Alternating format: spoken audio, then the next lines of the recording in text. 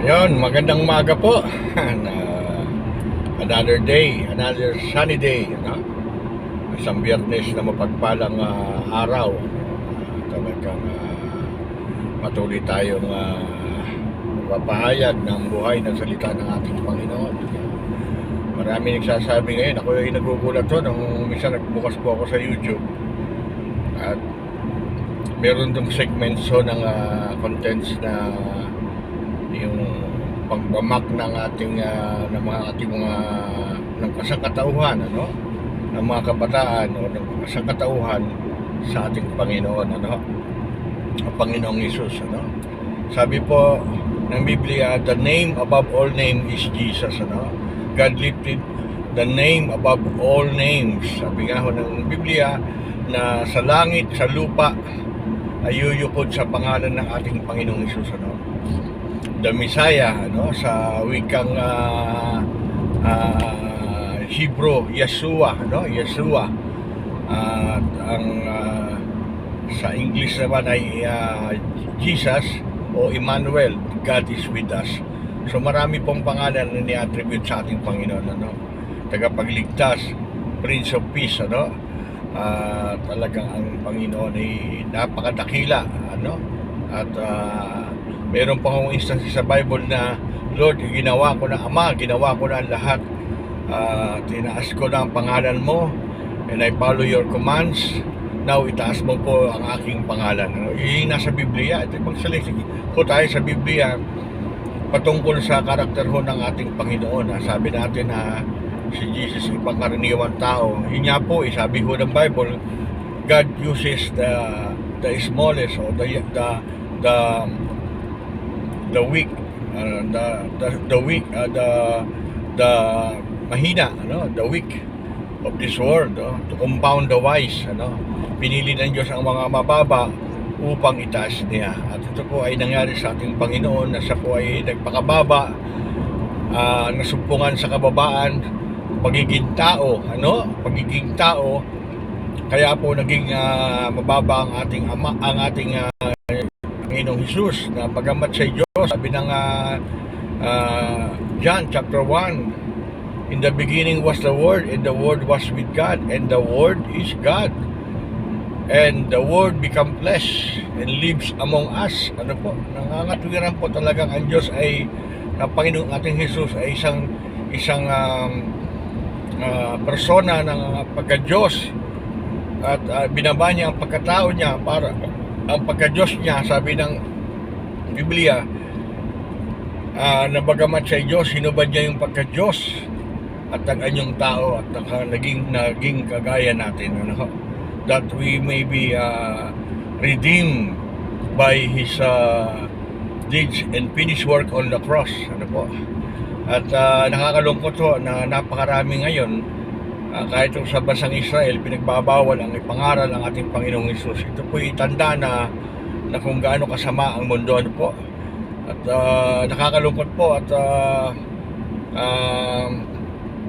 nangyayari po ito sa ating mga kabataan na hindi na po kinikilala ang ating Panginoong Hesus. Kahit nga po yung mga magulang nila hindi kinikilala yung pang ating Panginoon. And some are mocking God right away, ano, outright. At there was a lady who was mocking God. At along the way, bigla ho siya natumba. Ano? Natumba siya sa kanyang pagkakatayo, ano, habang siya nagsasalita. No one can mock God. Ano? Naalala ko po si Herodes. Herodes po ay nag-claim na siya ang Diyos. Ano? Siya ang makapangyarihan Diyos. Ano? Sa Roma ho kasi marami hong Diyos sila eh. Sa Romans, sila po yung mga pinanggalingan ng mga kung saan mga Diyos. Mga Diyos ng kung saan. Ano? Is a country that has many idols, many gods, ano? Yung mga dito yung mga planeta was named after their gods, ano? So makita ho natin dito kung gaano sila walang Diyos, tapos sila po makaaral sa atin na may Diyos. Imposible po yan. They are using the Romans are using religion to manipulate people, ano. Kaya nga sabi nga ng isang scientific study, yung ginagamit nating fluoride, ano po yung fluoride natin ginagamit o yung toothpaste natin ginamit, ang isang kasangkapan ho dyan ay yung fluoride. Yung fluoride ho, kaya nga po ako pala gumagamit yan, talagang niririnis ko mabuti ang aking bibig para mawala yung bula ng fluoride o ng toothpaste. Kasi yung toothpaste ho yan, naglalaman ho ng fluoride, at yung fluoride ho ng yan ay nagpapasira ng ating brain, cell brain, o pasirain ito para hindi mag-function yung pinaka to the max of the may exert the effort ng iyong wisdom o ng brain mo, hindi mag-execute ang siyang pangkaraniwang intelligence like ginagawa ng mga genius, yung mga genius, kaya mapapansin natin, napaka bihira lang yung genius, kasi kahit ang ating mga kaisipan minamanipulate through mass media, through networks, TV, multimedia to manipulate our understanding about God, and also not only that, they are altering our body into body that like a robot that follow to their commands. As I said, ang ating mga bansa, lahat ho ng bansa, kung makikita nyo po, lahat, kahit ang Amerika po, karamihan ho ng mga bansa, kahit Amerika, Russia, China, meron po yung mga utang, umuutang sila. At pansinin nyo po, ang mga bansang umuutang, hindi na makabawi. There are a lot of countries that being in debt, being in debt or in credit, hindi na makabawi, hindi na makaalsa, kasi yun po ang paraan ng kaaway para makontrol ang isang state. To control the state is to bring credit or utang sa bansang yan upang maging alipin nila ang ating bansa at mapasunod nila ang lahat ng gusto ng secret society o ng tatawag nilang dark movements, that will try to control the earth through one government, through new world order, So makita ho natin dito kung paano nilililang ng kaaway ni Satanas ang kaisipan ng mga kabataan para wag paniwalaan ng ating Panginoong Hesus, hindi nila paniwalaan that there was a Messiah, that there is God who control everything, At nakakalungkot ho, yun po ang katotohanan, na kung hindi tayo magiging matalino, magiging wise, sabi nga nung sa 5 virgins, sila po naging wise, nag-antay sila, nag-aral sila. Ganun po ang tunay na mananampalataya. Nag-aaral tayo, nagsasalisik ho tayo, hindi ho tayo basta kakain, iinom, mag-aasawa, pabubuhay. We are not here just for existence, we are not here just to live. We are here to gain the presence of our God, because in event that we'll be dying or we die with the second life, we will live with Him forever in eternity. Brother, Pastor Aldi, ano po ba yung eternity? Ito po ba yung 100 years, 1,000 years in God o in life? You will live. Sabi ko nga, whether you are bad or good, whether you are Christian or not Christian, you will live forever. You will live forever. Kaya nga lang, in other way, nasa doon ka sa kapahamakan. And napakasakit ho yun. Tingnan niyo po yung karakter ni Satanas ngayon, that even though they know God, they know, alam niyo po yung one time si Lord nagpagaling ng isang naka-chain na demon possessed, at habang siya po yung naka-possession ng Diablo, nilapitan siya ng ating Panginoon, kahit ho kasi anong gawin ng lalaki, ng mga tao para gapusin ng lalaki, hindi po mapigil. At kahit lagyan nila ng tanikala yung tao, natatanggal. Kasi sabi nung job ng Panginoon, sino ka? Ang sagot ho nung lalaki, we are legions because we are many. Sabi ho ng isang scholar, ang legions is consists about 5 to 7,000 soldiers, legions, ano? So ibig sabihin ganun karami ang demonyo. Ito po ang sagot ng demonyo doon sa Panginoon at tinatanong ko sino ka. We are legions because we are many. At lumapit ho ang legion na yun kay Jesus to the body of this possessed man, at ang sabi po niya, ano pong gagawin niyo po sa amin, Panginoon? Ano? Sabi niya, wag niyo kaming hatulan. Wag mo kaming hatulan, ano? Alam nila na kung sino yung Panginoong Hesus na nasa harapan nila, the Son of God. Kaya nga po, kilala nila na kung sino si Jesus Christ. Kung ang mga demonyo po, nakakilala po si Jesus Christ. But more, yung pong ginagawa niyang sa mga tao, hindi nila pinapakilala si Jesus. Bakit? Kasi alam nila, pag nakilala nila ang ating Panginoon, magkakaroon sila ng buhay na walang hanggan. Kaya ito si Satanas at saka ang mga demonyo, because they tested the life in heaven, they tested the life in eternity, in goodness, pero dahil sa kanilang rebellious spirit, pagiging mataas, pagiging arrogant, pagiging mataas sa sarili, paniniwala sa sarili, sila po ay na-condemn ng kaaway. Ganun po ang mangyayari sa atin. And sabi ganun, kung pwede lang nga po, sabi na, dalhin mo kami doon sa napakaraming baboy, doon kami lilipat to. These demons requested not for them not to be judged, for them to be spared from the judgment, because they know that who Jesus was, who is Jesus is, and who is Jesus will come. Kaya po napakasarap po isipin natin na mga kapatid, kung tayo po ay patuloy na maglilingkod sa ating Panginoon, magkakaroon po tayo ng kapayapaan sa ating mga buhay.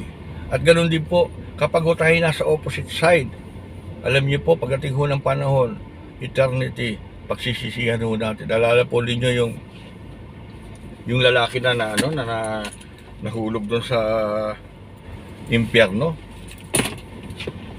during the time of Lazarus. Si Lazarus at saka ang mayaman, the parable of Lazarus at mayaman. Di po ba anong nangyari sa kanya? Nag-request ho siya kay Abraham, Amang Abraham, meron pa akong mga kapatid sa lupa. Utusan mo po, buhayin mo po si Lazaro para mabigyan sila ng warning yung aking mga kapatid. Alam mo, nakakalungkot po dito sa sitwasyong ito na yung taong ito may pagmamahal pa rin. Hindi pa rin nawawala yung pagmamahal at concern sa hell. Yung feeling, ano pa rin yung feeling, ano pa rin yung concern niya sa kanyang mga kapatid. Napadala si Lazaro, buhayin si Lazaro upang pangaralan yung mga kapatid niya dahil ayaw niya sila ay mapahamak din kagaya niya. Kung mga kapatid, tayo po'y buhay pa ngayon, malakas tayo. Sino magsasabi ko yung nanay ko na napakalakas biglang nawala sa aming pamilya? Diba? Only God knows our futures and our time, kung kailan tayo kukunin ng ating Panginoon. Ang importante lang ho, mga kapatid, tayo ay nakahanda sa paglilingkod at nakahanda tayo sa anumang darating. Naalala ko po, pag ako'y sumasakay sa mga sasakyan, pag ako hindi nagdadrive, hindi po ako natutulog. Lagi akong nakamulat. Kasi naranasan ko yung kaibigan ko, by the name of Christopher Tagle. Shout out kay Sir Tagle, dati kong boss at dati kong kaibigan. Na-aksidente po kami dyan sa yung ginagawa pa ho yung Skyway dyan sa SLEX. Nakatulog siya, nakatulog din ako. Pero siya po nagdadrive. Natutulog po ako sa likod. Mag-asawa po yung nasa harapan.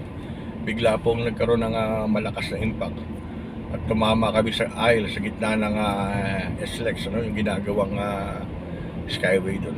Mabuti hindi masyado kaming na parang doon lang sa rough road kami napatama. Kung tumama kami sa poste, di patay na si Brother Aldi, diba? Patay na si Christopher Tagle. Pero dahil buhay ang Diyos, kaya nung pamula noon, hindi na po ako na natutulog pagka nabiyahe. Kahit sinong driver, hindi po natutulog, lagi po akong alerto.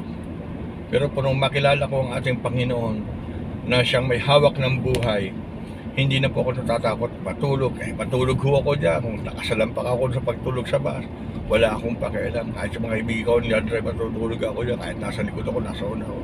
I don't care because I know my future. If we know our future in the hands of our God, we will not fear.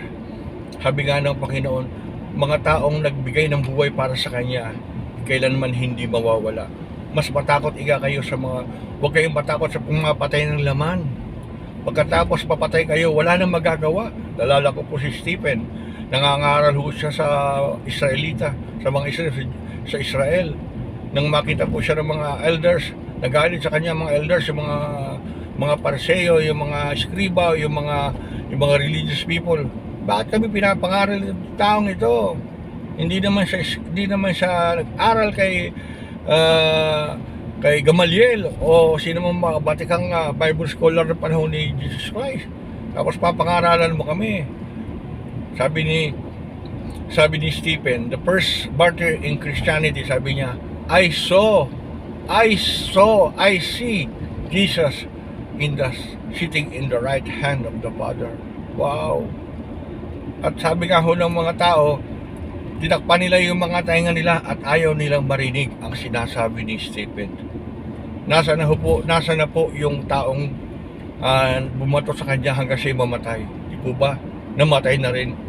Pero si Stephen, pinatay nila pero hindi pa na makamatay, nakita na po yung glory ng ating Panginoon. Sarap po ma-experience to. Ayoko ma-experience, ako binabato, pero masarap po ma-experience na kasama mo ang ating Panginoon. Kaysa naman dumating sa punto na mamatay tayo, na wala tayo sa harapan ng ating Panginoon. Nagulat na lang tayo, nandun tayo sa harapan ng ating Panginoon, may hawak na book of life, titignan ang pangalan mo, hindi ka makita.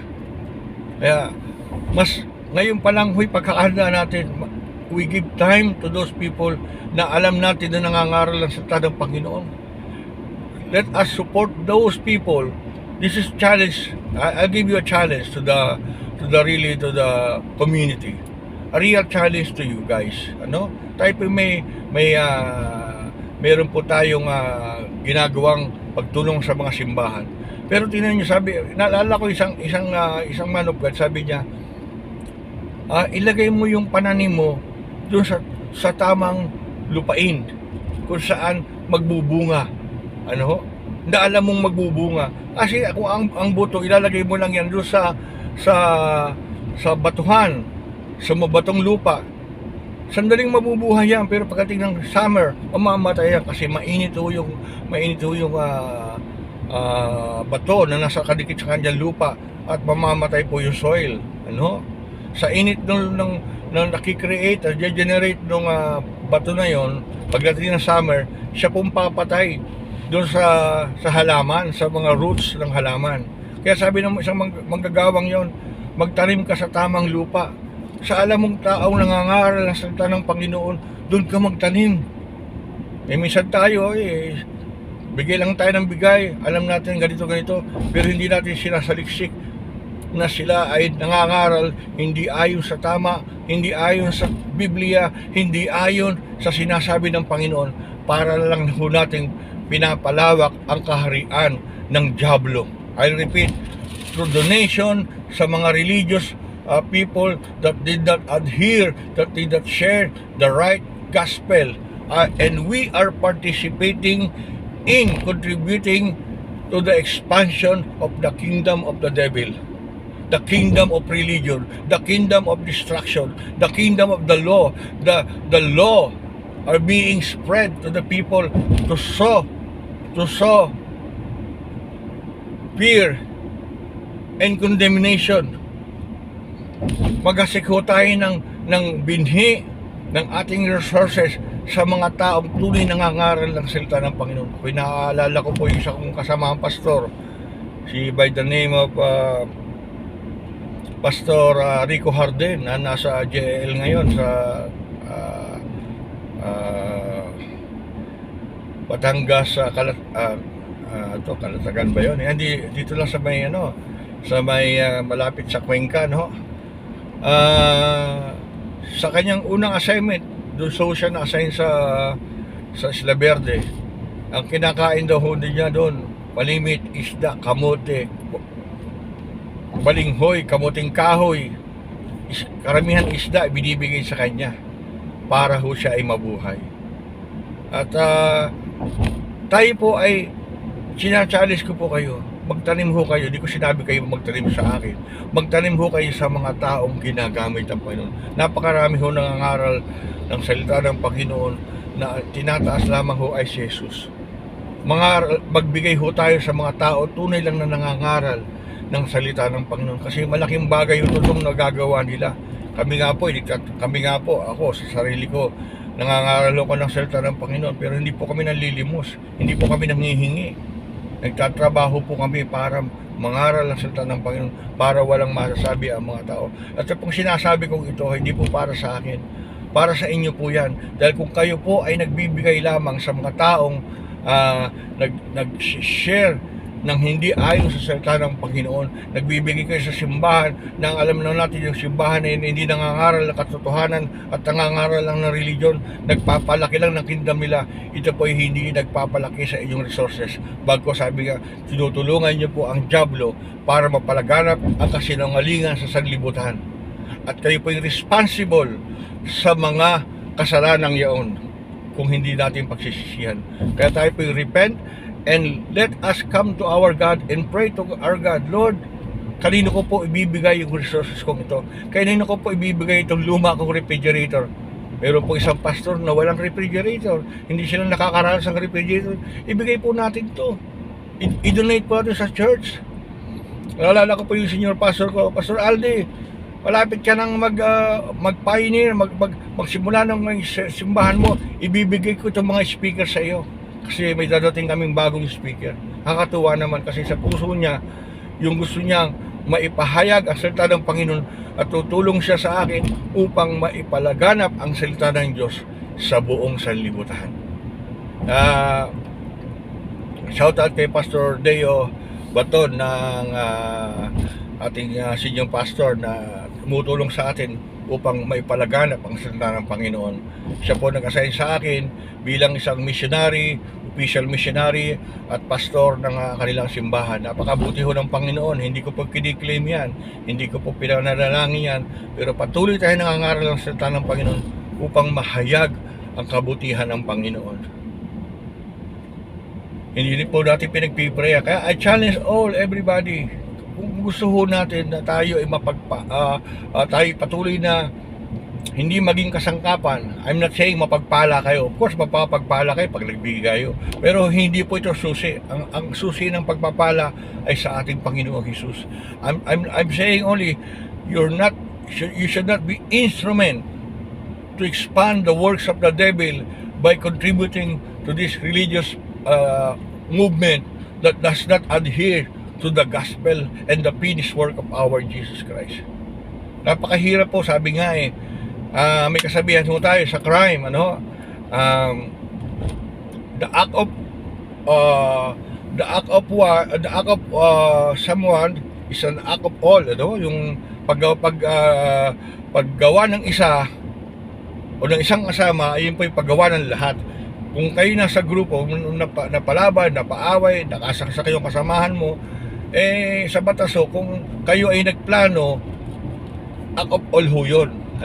Kaya kung hindi man kayo masentensya ng 20 years, malamang 3 years kasi kayo po ay part ng crime ng sitwasyon. Ganun din po kung tayo ay patuloy na sumusuporta sa mga taong ito, sa mga ministrong ito na hindi naman talaga nagtuturo ng kabutihan, hindi nagtuturo ng ng kadakilaan ng ating Panginoon.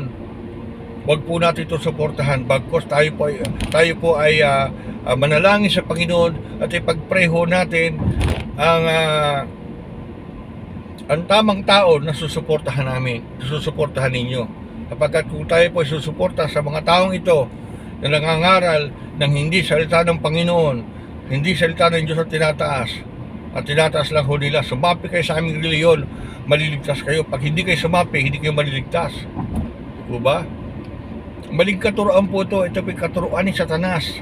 Kaya nga sa akin turo doon sa aking pinos, dalawang klase ng paglilinggo, dalawang klaseng kasinungalingan ng kaaway. Ang unang kasinungalingan, tuturuan ka na walang Diyos ni Satanas.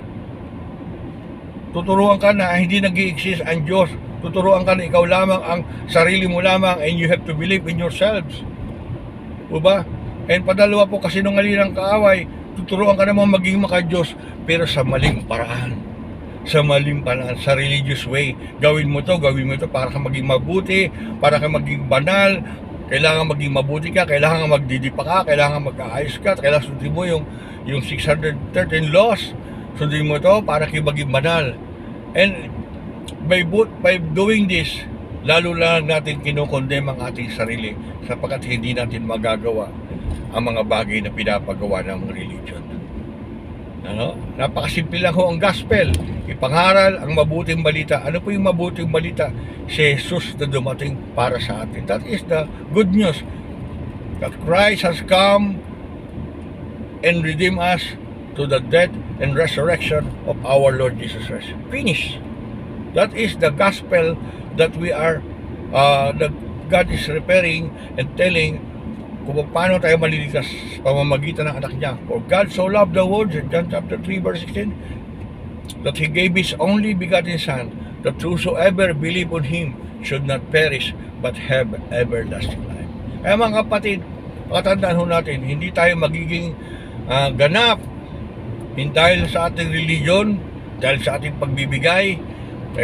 Magiging ganap po tayo dahil sa tinapos nagawa ni Jesus sa krus ng Kalbaryo. At yun po 2,000 years ago na nagawa ng Panginoon. Tinapos niya na yung labanan. Ang gagawin na lang ho natin, panampalatayaan niya natin siya at sabihin natin sa Kanya, Lord, salamat po, niligtas po ako, and I believe in you. I believe in you, and list my name in your book of life, and you will be saved. Faith, having faith to our Lord Jesus Christ, enough for you to be saved.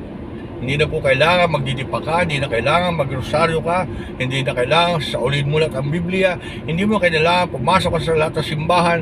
Ang kailangan mo, ipananampalatayaan mo lamang ang ating Panginoon sapagkat siya lamang ang isang Diyos na makapangyarihan, nagkatawang tao, ibinigay ang sarili, idinipa ang sarili, itinigis ang dugo, ibinigay ang kanyang katawan para ikaw at ako ay matupos sa krus ng Kalbaryo. And I challenge you, my friend, my brothers and sisters, if you want to be blessed, if you want to be lifted, trust the Lord Jesus Christ, who gave you life, who gave you eternal life, He gave you hope and peace of mind. God bless you, brother. God bless you, sister. Ciao!